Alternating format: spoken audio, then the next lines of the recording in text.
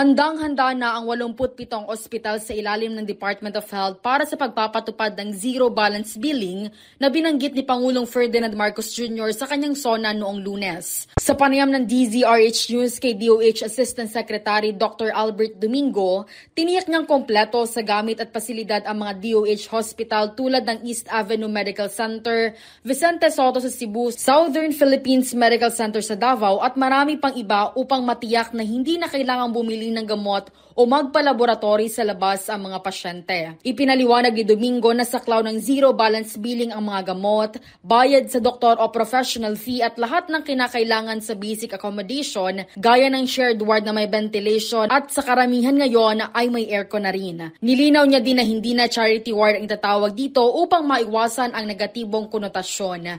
Ayon kay Domingo, para itong economy class eroplano, simple pero ligtas at kompleto ang serbisyo.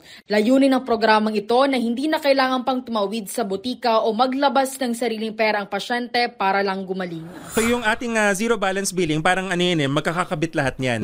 Si DOH ang sasagot dun sa mga tinatawag na mga average, yung mga bultuhan, maramihang bilihan. Pero pag may mga pumapalo ng mga 500,000, which is yung angioplasty, sumasagot si PhilHealth.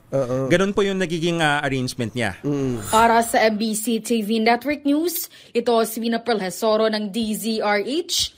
Una sa Pilipinas, una sa Pilipino.